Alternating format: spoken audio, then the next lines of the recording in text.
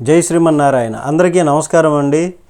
3 రాత్రులు ఉంటానన్న అల్లుడు, కృష్ణ భగవానుడు చెప్పినటువంటి సద్గుణాలు, వీటి గురించి ఈ వీడియోలో మనం ఇప్పుడు తెలుసుకుందాం. పూర్వకాలంలో ఒక దంపతులకి ఒక కుమార్తె ఉండేది.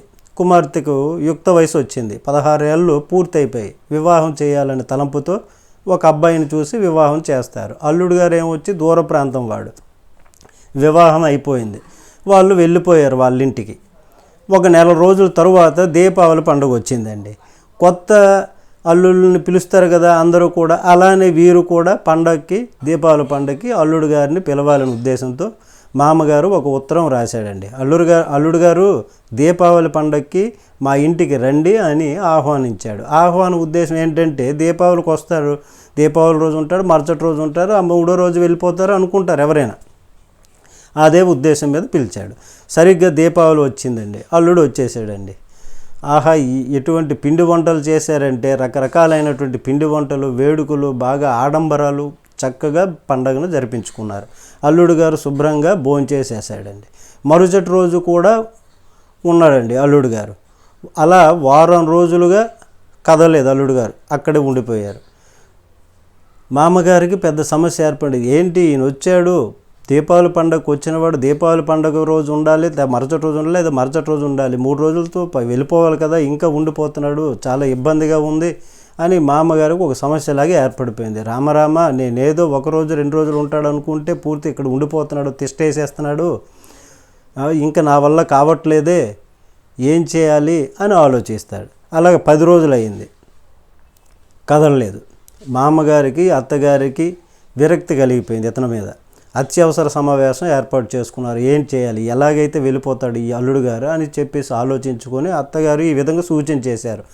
బాగా పలహారాలు పెడుతుంటే తింటూ ఇక్కడే ఉండిపోతున్నాడండి, కాబట్టి ఆ పలహారాలను ఆపేద్దాం, ఒక్క అన్నము చింతకాయ పచ్చడి పెట్టేద్దాం, అది తినుకొని ఎన్నాళ్ళు ఉండడు కదా, వెళ్ళిపోతాడు వాళ్ళ ఇంటికి అని చెప్పేసి అనుకుంటారు. అలాగే ఆ చింతకాయ పచ్చడితోటి అన్నం పెట్టి అల్లుడు గారికి పెడతారు. అల్లుడు గారు అనుకుంటాడు, వీళ్ళు అన్నం చింతకాయ పచ్చడి పెడితే నేను వెళ్ళిపోతాను అనుకుంటున్నారు, అలా ఒక్క అన్నం పెట్టినా సరే నేను ఎక్కడికి కదలను, నేను ఇక్కడే ఉంటాను, ఎక్కడికి కదలను అనుకున్నాడు మనసులో. అలా 12 రోజులు అయిపోయింది. మామగారికి కోపం జాస్తి అయిపోయింది. పిలిచాడండి, అల్లుడు గారు మీరు ఇంతవరకు 12 రోజులు అయిందే, మీ ఇంటి వారు మీ మీద బెంగ పెట్టుకుంటారు కదా, మీరు ఇంకా వెళ్ళలేదు, ఇక్కడే ఉండిపోయారు అని అంటాడు. అందుకనే మా ఇంటి వారు బెంగ పెట్టుకుంటారు కాబట్టి ఈరోజే వారిని రమ్మని ఉత్తరం రాశాను అంటాడు. ఈ ఉపాయం కూడా చెడిపోయిందండి. మామగారు ఇంకా బాధలో మునిగిపోతాడు. ఇదేంట్రా బాబు, ఇంకా వాళ్ళని రమ్మంటాడంటే వీడు వెళ్ళడు అని చెప్పేసి బాధపడతాడు. పొద్దున్న ఇక మరి లాభం లేదని చెప్పేసి పొద్దున్న బావి దగ్గరికి స్నానం చేస్తాడండి వెళ్ళి ఈ అల్లుడు గారు. ఆ బావి దగ్గర ఒక గోడ ఉంది, తెల్లగా సున్నం కొట్టారు దానికి. ఒక బొగ్గు ముక్క తీసుకొని ఈ మామగారు అక్కడ తెల్లని గోడ మీద రాస్తాడు, ఇంటికి వచ్చిన అతిథి 3 రాత్రుల కంటే ఎక్కువగా ఉండరాదు అని రాస్తాడు, ఉండకూడదు అని. అలాగే రాసేసి మామగారు వెళ్ళిపోతారు అల్లుడు గారికి కనబడకుండా. అల్లుడు గారు పొద్దున్నే స్నానానికి వస్తాడు, వచ్చి దీన్ని చదువుతాడు, ఇంటికి వచ్చిన అతిథి 3 రాత్రుల కంటే ఎక్కువ ఉండరాదు అని. ఇది మా మామగారు రాశారు, చూద్దాం అని చెప్పేసి బొగ్గు ముక్కను తీసుకొని, మామగారు నేను కూడా 3 రాత్రుల కంటే ఎక్కువగా ఉండను అని రాస్తాడండి. సంకురాత్రి, శివరాత్రి, నవరాత్రి మామగారు చదివాడండి. నారాయణ, సంకురాత్రి అంటే జనవరిలో వస్తుంది, శివరాత్రి అంటే మార్చిలో వస్తుంది, నవరాత్రి అంటే అక్టోబర్లో వస్తుంది. ఇలా 9 నెలలు ఈయన ఇక్కడ ఉండిపోతాడా, క్యాంప్ అండి, 9 నెలల క్యాంప్ అండి. ఆయన బాధలో, ఆశ్చర్యంతో, బాధతో ఉంటాడు ఆయన. అటువంటి అల్లుడే మనలో కూడా ఉన్నాడండి. అదెవరో తెలుసా? జన్మతో వచ్చినటువంటి దుర్గుణాలండి.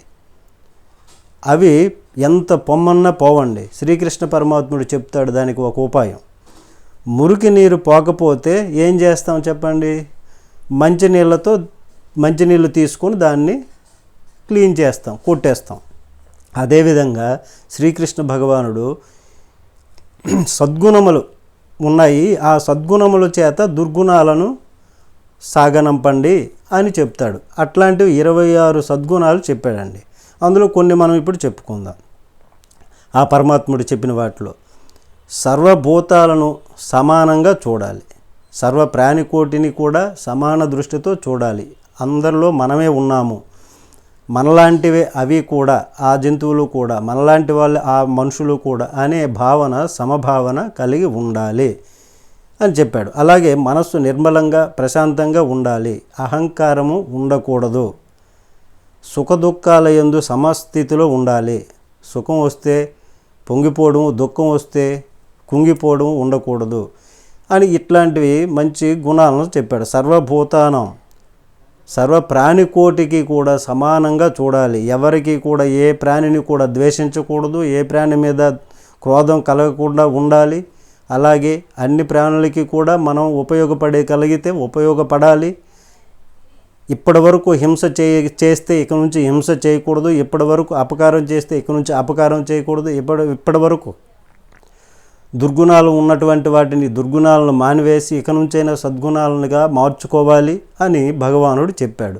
కాబట్టి హృదయ వైశాల్యము అంటే హృదయము మంచిదైనటువంటి వాళ్ళు, సద్గుణాలు కలిగినటువంటి వాళ్ళు ఎప్పుడు కూడా సద్గుణంతోనే ఉంటారు. అట్లాంటి వాళ్ళకి సద్గుణాలు ఉంటాయి.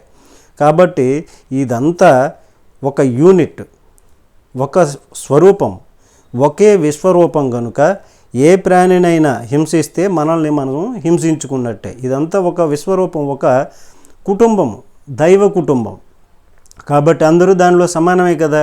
కనుక ఎవరు హింస పెట్టుకోకూడదు, అపకారం చేయకూడదు, దుర్గుణాలు ఉన్న వాటిని తొలగించుకొని సద్గుణాలు ఏర్పాటు చేసుకోవాలని భగవాన్ శ్రీకృష్ణుడు చెప్పాడు. అప్పుడు అట్లాంటి వ్యక్తులు నన్ను పొందుతారు అని భగవానుడు చెప్పాడు.